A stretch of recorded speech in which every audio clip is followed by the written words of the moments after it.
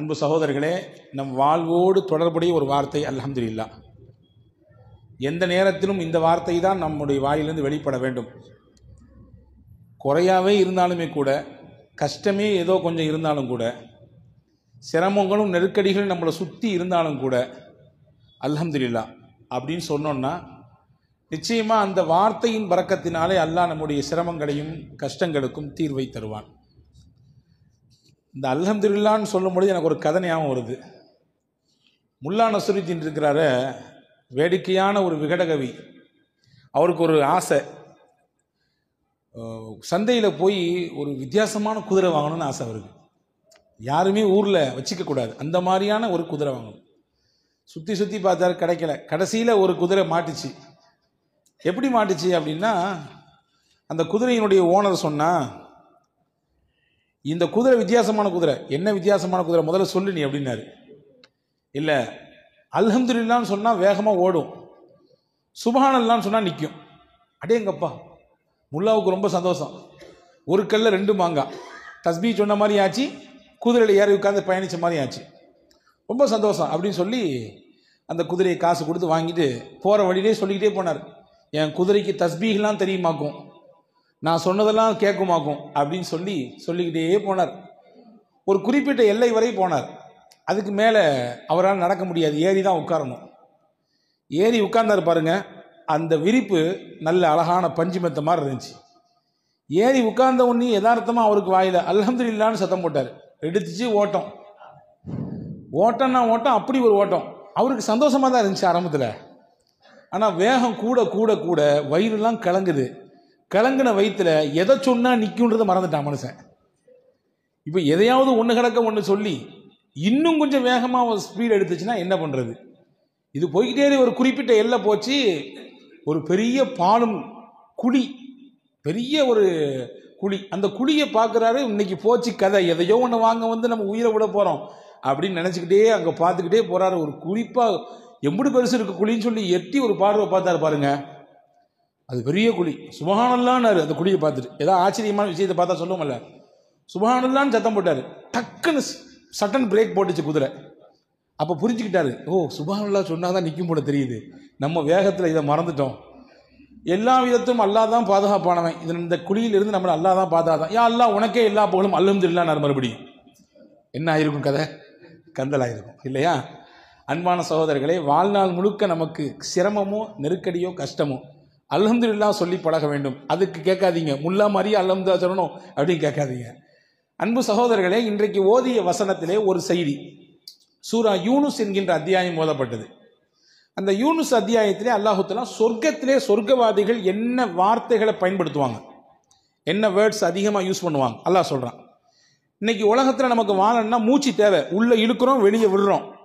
இதில் ஏதாவது ஒன்று தடைப்பட்டு போனாலும் வாழ்க்கை முடிஞ்சு போச்சு. அப்படிதான் சொர்க்கவாதிகளின் மூச்சு என்ன அப்படின்னா, அல்லாஹ் சொல்றான் தஸ்பீஹும் தஹ்மீதும். உள்ள இழுக்கும்போது சுப்ஹானல்லாஹ் சொல்லுவாங்க, வெளியே இழுக்கும்போது அல்ஹம்துலில்லாஹ் சொல்லுவாங்க. தஅவாஹும் ஃபீஹா சுப்ஹானக்கல்லாஹும்ம வ தஹிய்யத்துஹும் ஃபீஹா ஸலாம். சொர்க்கத்திலே சொர்க்கவாதிகள் அவர்களுடைய தஸ்பீஹ் என்னவாக இருக்கும்? சுப்ஹானல்லாஹ்வாக இருக்கும். அவங்க சந்திச்சு கொண்டா என்ன சொல்லுவாங்க? அஸ்ஸலாமு அலைக்கும் என்று பரிமாறிக்கொள்வார்கள். அவங்களுடைய வார்த்தையில பெரும்பாலும் அவங்க பயன்படுத்துறது அல்ஹம்துலில்லாஹ். துவக்கம் சுப்ஹானல்லாஹ், இடையில் சலாம், முடிவிலே அல்ஹம்துலில்லாஹ். இதை தான் அவர்கள் அதிகப்படியாக பயன்படுத்துவார்கள் என்று அல் குர்ஆன் ஷரீஃப் நமக்கு தெளிவுபடுத்துகிறது. அன்புக்குரிய சகோதரர்களே, நல்ல உணவை நாம் சாப்பிடுறோமா இல்லையா? எத்தனையோ நபர்கள் உலகத்திலே எச்சில் இலையில் கிடைக்கக்கூடிய உணவு தான் அவர்களின் வயிற்று பசியை ஆற்றுகிற உணவு.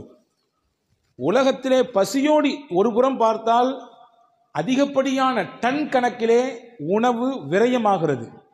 அதே மறுபுறம் பார்த்தால் ஒரு வேளை சாப்பாட்டுக்கு கூட உணவில்லாமல் பசியோடு இரவை கழிக்கக்கூடியவர்களுடைய பட்டியல் லட்சக்கணக்கில் கூடி இருக்கிறது.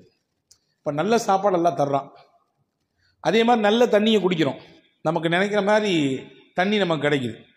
அதே மாதிரி நம்முடைய உடல் உறுப்புகள்லாம் சலாமத்தாக இருக்குது. ஏதாவது அவயங்கள் துண்டாக இருக்கிறதா அல்லது இழப்பு ஏற்பட்டிருக்குதா? இல்லை, அல்ஹம்துலில்லாஹ் ஓரளவுக்கு உடல் உறுப்புகள் சலாமத்தாக இருக்குது. அதே மாதிரி நமக்கு அல்லாஹ் பெற்றோரை தந்திருக்கான். இவங்க தான் பெற்றோர், இவர் தான் அப்பா, இவர் தான் அம்மான்னு நமக்கு தெரியுது. உலகத்தில் எத்தனையோ பேர் தன்னை பெத்தவங்க யாருன்னே தெரியாது அவங்களுக்கு. தான் பிறந்த ஊர் என்னன்னு தெரியாது, நாடு என்னன்னு தெரியாது. அப்படியே நாடோடிகளாக வாழ்பவர்கள் உலகத்திலே உண்டு. அதே மாதிரி அல்லாஹ் தஆலா நமக்கு சந்ததிகளை தந்திருக்கிறான், பிள்ளைகளை தந்திருக்கிறான். எத்தனையோ பேர் பிள்ளை வேண்டும் என்ற ஏக்கத்தில் இருப்பவர்கள் உண்டு. அதே மாதிரி ரப்புல் ஆலமீன் அல்லாஹ் ஏதோ கொஞ்சம் நஞ்ச ஆரோக்கியத்தை நமக்கு வைத்திருக்கிறான். நிறைய பேருக்கு ஆரோக்கியம் ஃபுல்லாக இருக்குது, ஒரு சில பேருக்கு நெருக்கடிகள் இருக்கத்தான் செய்யுது. ஆனால் நீண்ட வருஷங்களாக பல்லாண்டு காலமாக படுக்கையில் கிடக்கக்கூடிய நிலையிலிருந்து அல்லாஹ் நம்மளை பாதுகாத்துட்டான். இது எல்லாத்துக்காகவும் நீ அல்லாஹுக்கு ஒரு நாளைக்கு எத்தனை அல்ஹம்துலில்லாஹ் சொல்லணும், எத்தனை தடவை அல்லாஹ்விற்கு நாம் நன்றி செலுத்த வேண்டும். அன்பு சகோதரர்களே, நன்றி செலுத்தியவர் நிச்சயமாக ஒரு காலம் அவருக்கு குறை வராது என்று குர்ஆன் சொல்கிறது. நீங்கள் உங்களுக்கு கொடுக்கப்பட்ட அருளுக்கு நீங்கள் நன்றி செலுத்தினால் நிச்சயமாக இன்னும் மேலே அதிகமாக தருவேன் உங்களுக்கு. ஒன்றும் இல்லைங்க, சாதாரணமாக பார்ப்போம். ஒரு நண்பர் தன்னுடைய மாமனார் நல்ல விலை உயர்ந்த வாட்ச், ரேடோ வாட்ச் வாங்கி கொடுத்தார். அதை போட்டு தன்னுடைய நண்பர்கிட்ட காட்டினார். இல்லையா, மாமனாருடைய அன்பளிப்பு எவ்வளோ தெரியுமா, 2.5 லட்சம் ஆகும் அப்படின்னாரு. அதை நினச்சி சந்தோஷப்பட்டு அதை வாங்கி கொடுத்த மாமனாருக்கு ரொம்ப மனப்பூர்வமான இதயத்திலிருந்து மகிழ்ச்சியையும் நன்றியையும் தெரிவித்து கொண்டார். இது ஒரு புறம். நான் கேட்கிறேன், ரேடோ வாட்ச் வாங்கி கொடுத்த மாமனாருக்கு நன்றி என்றால் அதை கட்டுவதற்கு கையை தந்திருக்கக்கூடிய அல்லாஹ்விற்கு, அந்த மணியை பார்ப்பதற்கு கண்ணை தந்திருக்கக்கூடிய அல்லாஹ்விற்கு, சின்ன முள்ளு இத்தனையில் இருந்தால் பெரிய முள்ளு இத்தனையில் இருந்தால் இத்தனை தான் மணி என்பதை சிந்தித்து உணரக்கூடிய ஆற்றலை, சிந்தனை திறனை தந்த அல்லாஹ்விற்கு எத்தனை நாட்கள் நாம் நன்றி செலுத்த வேண்டும், அல்ஹம்துலில்லாஹ் சொல்ல வேண்டும். அன்பு சகோதரர்களே, 24 மணி நேரமும் உடலிலே ஒவ்வொரு நாளும் இயங்கிக் கொண்டே இருக்கிறது ஒன்று. இரத்தங்கள் சுத்திகரிப்பு செய்யப்பட்டு கொண்டே இருக்கிறது. சிறுநீரகம் அந்த வேலையை மிகச்சிறப்பாக செய்து கொண்டே இருக்கிறது. என்றாவது ஒரு நாள் அதில் ஏதாவது ஒரு சின்ன முடக்கம் ஏற்பட்டு, ஏதாவது ஒரு சின்ன கோளாறு ஏற்பட்டு, இரத்த சுத்திகரிப்பு இல்லை ஆனால் செய்தாக வேண்டும், நீங்க என்ன செய்யுங்க, செயற்கையாக போய் டயாலிசிஸ் பண்ணிக்கங்க என்று சொல்லும் பொழுதுதான் இத்தனை ஆண்டுகள், இத்தனை வருடங்கள் அல்லாஹ் நமக்கு எந்த காசையும் வாங்காமல் சுத்திகரித்து கொண்டே இருந்திருக்கிறானே. ஒரு நாளைக்கு டயாலிசிஸ் பண்ணிட்டு வரணும்னா குறைஞ்சது 2500 ரூபாய், கூடினது இன்னும் நிறைய போய்கிட்டே இருக்குது.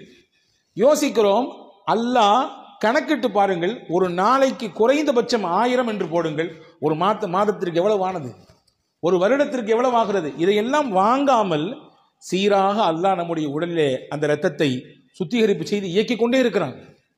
எத்தனை முறை அல்ஹம்துலில்லாஹ் சொல்ல வேண்டும். யோசித்திருக்கிறோமா? என்றாவது ஒரு நாள் நாம் சாப்பிடுகிறோம், சாப்பிடுகிற உணவெல்லாம் கரைகிறது உள்ளே. எப்படி கரைகிறது? கடினமான பொருளையும் கூட கரைத்து தள்ளி விடுகிறது இல்லையா? பல்லால கூட கடிக்க முடியாது சில பொருளை, ஆனா எப்படியோ கடிச்சு நறுக்கி முறுக்கி உள்ள போட்டுறோம். ஆனா பல்லால கூட கடிக்க முடியாத ஒரு பொருள் இந்த வயிற்றுக்குள்ளே போன பிறகு எப்படி அது கரையுது அப்படின்னா, அல்லாஹ் அதிலே ஒரு மகத்துவத்தை வைத்திருக்கிறான். ஒரு சிறப்பான அமிலம், ஹைட்ரோகுளோரிக் என்று சொல்லக்கூடிய ஒரு அமிலம் உள்ள சுரக்கிறது. அந்த ஹைட்ரோகுளோரிக்கு எவ்வளவு பெரிய சக்தி உண்டு அப்படின்னா, ஒரே ஒரு சொட்டு எடுத்து கையில் நீங்கள் வச்சிங்கன்னா இங்கிட்டு வந்துடும். உள்ளங்கையில் மேலே வச்சிங்கன்னா அந்த அமிலத்தினுடைய சக்தி பவர் எவ்வளோன்னா இங்கிட்டு வெளியே வந்துடும். அவ்வளவு பவர்ஃபுல்லானது. ஆனால் அந்த அமிலம் நம்ம வயிற்றினுடைய உள்பாகத்திலே அல்லாஹ் சுரக்க வைத்திருக்கிறான். எதற்கு வைத்தான்? கடினமான பொருள் உள்ளே போனாலும் அதை பஸ்மமாக்கக்கூடிய வேலையை அது செய்கிறது. எத்தனை முறை சாப்பிட்டோடு அல்ஹம்துலில்லாஹ் சொல்ல வேண்டும். போனது செரிக்காமல் இருந்து விட்டால், உள்ளே போனது ஏதாவது திட்டுமுட்டாடினால் அன்னைக்கு இரவு தூக்கம் வருகிறதா? அடுத்த நேரம் என்ன நடக்கும் என்ற யோசனை வருகிறதா இல்லையா? அடைக்கிற மாதிரி இருக்குதே, இங்கிட்டு வேற ஓரமா வலிக்கிற மாதிரி இருக்குதே, என்ன ஆச்சுன்னு தெரியலையே, யோசிக்கிறோமா இல்லையா?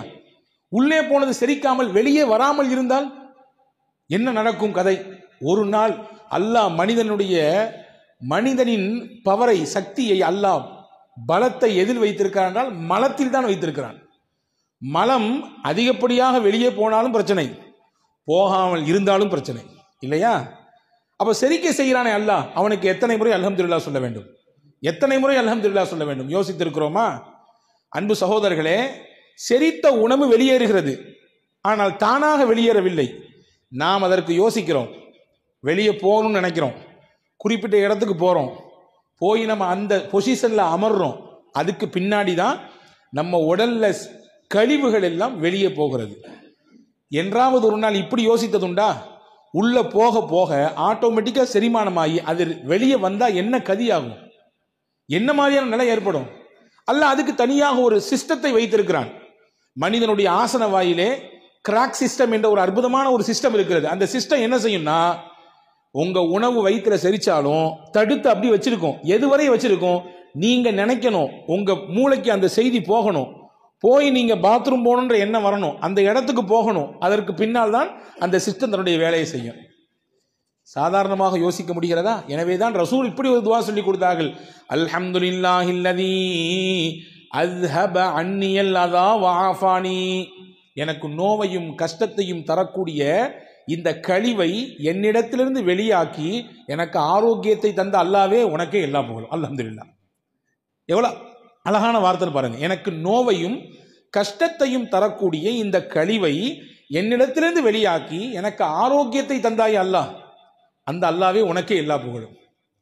ஒவ்வொரு நிமிடமும் ஒவ்வொரு சனப்பொழுதும் அந்த அல்லாவிற்கு எத்தனை முறை அல்ஹம்துலில்லாஹ் சொல்ல வேண்டும்? யோசித்து பார்க்க அன்பு பெருமக்களே.